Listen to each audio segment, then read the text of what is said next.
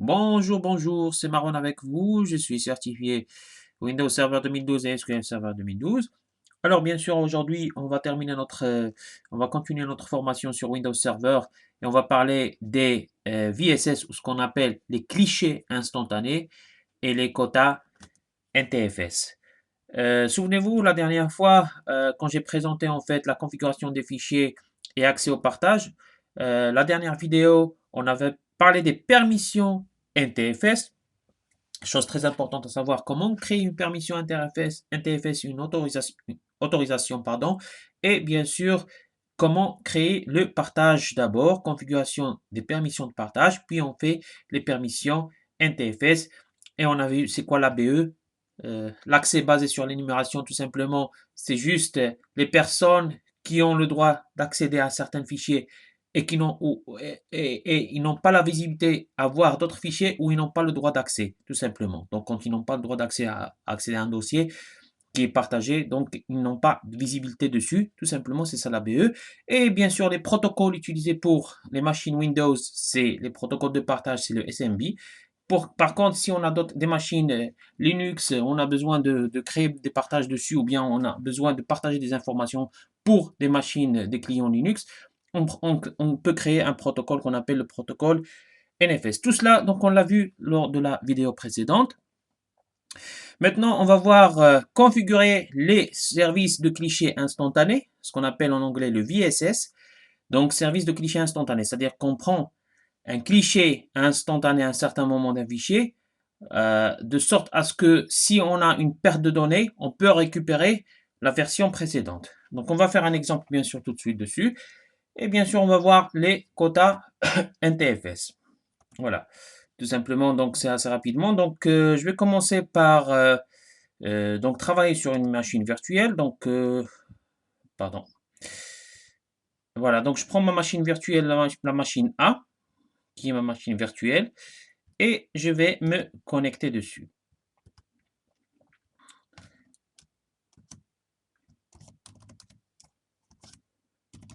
Voilà. Alors, donc, je vais agrandir en fait la fenêtre pour avoir une meilleure visibilité. Donc, en attendant que le gestionnaire de serveur se lance, je vais réduire cette fenêtre du gestionnaire du serveur. Ce que je vais faire, je vais créer un cliché instantané. D'accord? Donc, je vais créer un cliché instantané et ce qu'on appelle bien sûr en anglais le VSS. Comment on va créer un cliché instantané? Bien sûr, je vais rentrer sur l'explorateur. Je vais rentrer sur mon disque local C. Alors, mon disque local C d'abord, comment on crée un cliché instantané? Pour créer des clichés instantanés, on les crée juste sur les volumes. Par exemple, si on a volume E, volume D, volume C, donc on a ici maintenant un seul volume. Et sur ce seul volume, on va créer donc la gestion des clichés instantanés. Comment faire? Alors, on va faire un clic droit sur disque local C. On va partir sur propriété. Et dans propriété, on a cliché instantané. Si vous avez une machine en anglais, c'est VSS. Volume Shadow, ça, vous allez voir volume Shadow. Donc ici, c'est cliché instantané, je clique dessus. Et je prends mon volume. Je clique sur paramètres pour voir ce que je voudrais désirer faire comme paramètre au niveau des clichés instantanés. Donc par défaut, il me donne la taille maximum à gérer. Et je laisse cette taille par défaut. Par défaut, il me donne où sera la zone de stockage. Donc je vais laisser sur le volume C. Si je désire bien sûr faire une autre zone de stockage, je vais faire une autre zone de stockage si bien sûr j'ai un autre volume. Mais là, donc, je laisse par défaut cette zone de stockage. Et là, cette limite-là, je la laisse par défaut. Par contre, pour la planification, je peux cliquer sur planifier. Et là, je peux choisir. Donc c'est-à-dire que mon ordinateur va faire automatiquement des clichés instantanés chaque lundi, chaque mardi, chaque mercredi, jeudi, vendredi. Ça, c'est en fait toutes les semaines. À partir de 7 heures du matin, il me fait des clichés instantanés. Donc, à 7 heures, tous les lundis, mardi, mercredi, jeudi, vendredi de chaque semaine. Donc, début. Donc, là, on peut changer, bien sûr. Je pourrais faire à midi. Donc, ou bien à 7 heures du matin. Ou bien, je pourrais faire une autre option. Donc, ça pour toutes les semaines. Ou bien pour tous les mois. Ou au démarrage du système. Là, pour que vous puissiez voir comment ça se passe, je vais faire au démarrage du système, c'est-à-dire que je vais Donc, faire en sorte de créer un fichier. Après, je vais faire en sorte de perdre des données sur ce fichier et je vais voir est-ce que je vais récupérer les données anciennes ou pas. Donc, je vais créer au démarrage du système. Parce que si je fais tous les jours, bien sûr, il faut attendre le lendemain pour voir est-ce que ça a marché ou pas. Non, donc ce que je vais faire, donc là, je vais faire au démarrage du système pour voir en temps réel comment ça se passe. Mais en général, pour les IT, donc ils font de la planification chaque semaine. Donc l'ordinateur, il fait des clichés instantanés. Donc chaque début de journée, de chaque jour, en fait, chaque lundi, chaque mardi, chaque mercredi, donc à partir par exemple de 7 heures du matin ou à partir de midi, en fait, il fait automatiquement des clichés instantanés pour garder les données. Alors, je vais créer au démarrage du système. Je mets OK. Je mets encore OK. Et là, voilà, donc il y a une petite horloge qui s'affiche, comme quoi, donc le cliché instantané a été bien créé. Donc je mets OK. Alors pour créer, maintenant pour voir comment ça se passe. Donc là, j'ai juste créé, euh, euh, en fait, j'ai créé ce qu'on appelle, comment, en fait, les outils propices pour créer, pour avoir des clichés instantanés. C'est-à-dire que j'ai créé l'outil de gestion de mon cliché instantané. Donc, via le volume C. Donc, en cliquant sur clic droit, propriété, cliché instantané, et là, j'ai planifié. OK. J'ai bien planifié pour avoir un cliché instantané dès le démarrage du système. Super. Donc, maintenant, si je rentre donc, sur mon dossier, par exemple, formation 1. Souvenez-vous, donc, on a créé formation 1. Et j'ai mon dossier qui se nomme, j'ai un fichier qui se nomme ceci est un test, ceci est super. OK. Alors, ce que je vais faire, donc je vais laisser donc ce fichier tel qu'il est et je vais démarrer mon système, d'accord? Et une fois que je démarre, je vais modifier ce fichier-là, formation 1. Et quand je vais modifier, je vais voir est-ce que je pourrais récupérer cette version ancienne qui se nomme ceci est un test, ceci est super, d'accord? Je vais voir est-ce que je pourrais récupérer ou pas. Ok, donc on va faire tout de suite. Donc je ferme la fenêtre et je passe vers paramètres, marche arrêt et redémarrer, continuer. Là, donc il va redémarrer mon système. Je vais réduire un petit peu la fenêtre parce que c'est une machine virtuelle. Donc je la laisse redémarrer.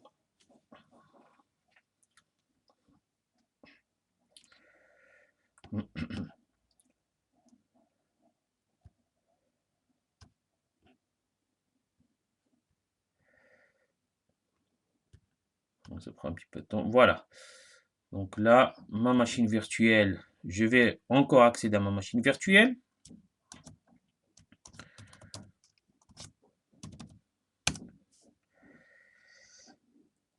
Et là, je vais voir si en modifiant, je pourrais récupérer l'ancienne version ou pas. Donc je vais vous montrer tout de suite le temps qui redémarre. Donc je vais agrandir cette fenêtre pour avoir une meilleure visibilité. Donc je suis toujours sur ma machine virtuelle. Bah, on est obligé, on doit travailler sur les machines virtuelles pour avoir une bonne présentation de la formation.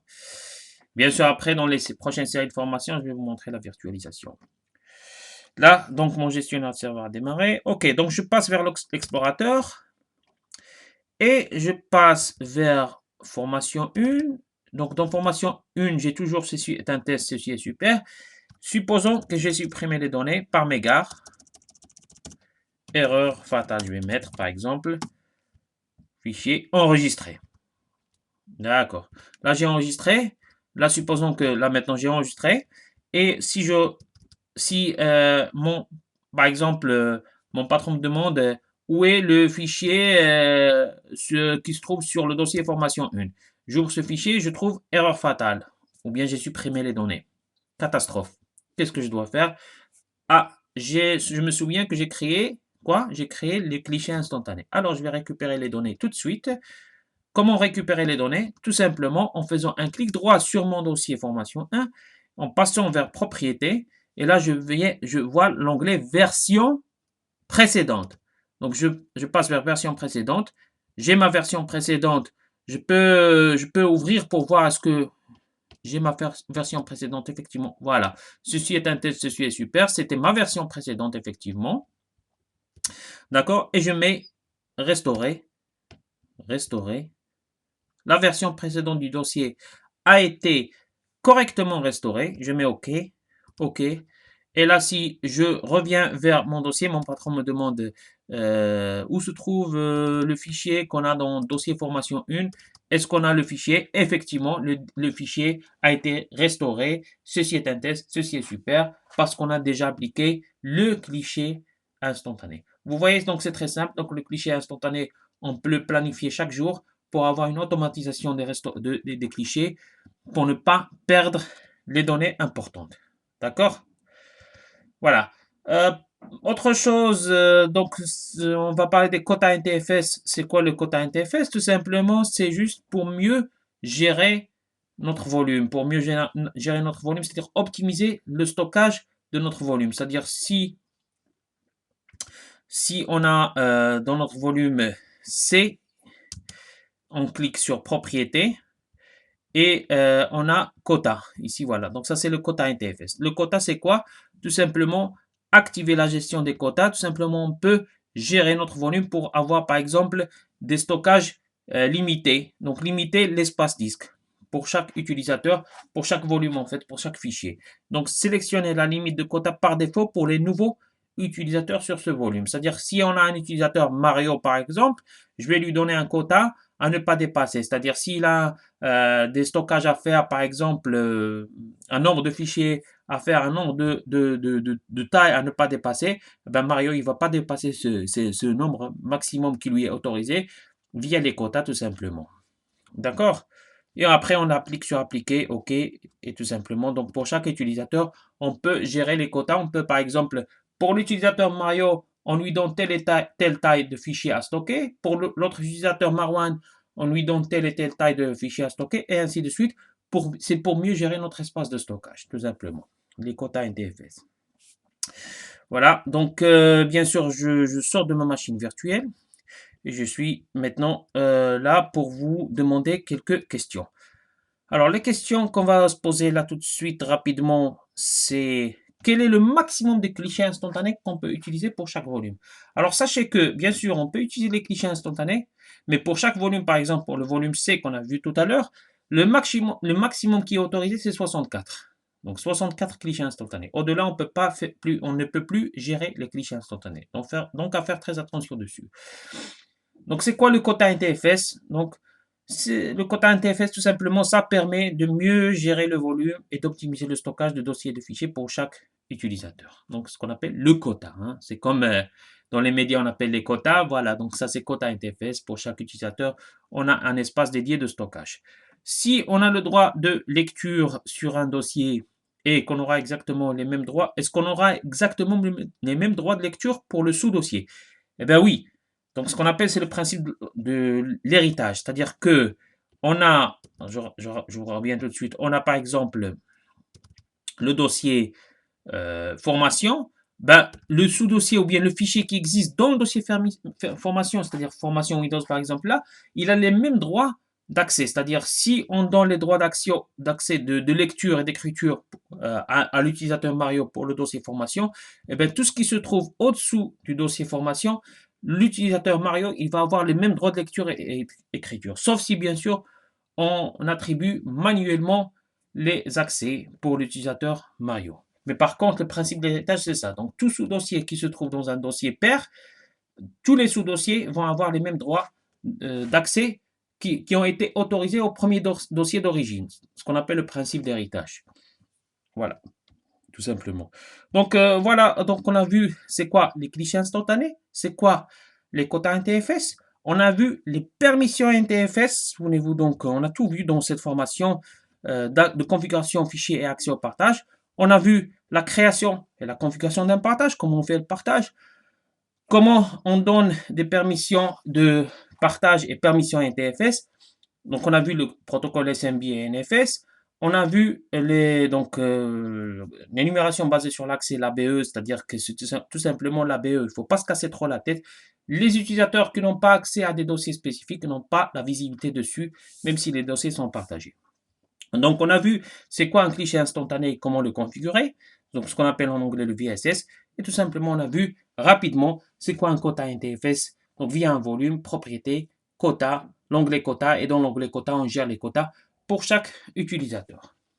Voilà, donc je vous remercie et bien sûr, n'hésitez pas à vous abonner à ma chaîne YouTube Marwan Le Tech et ma page Facebook Marwan Le Geek, et je vous dis à la prochaine vidéo. Merci.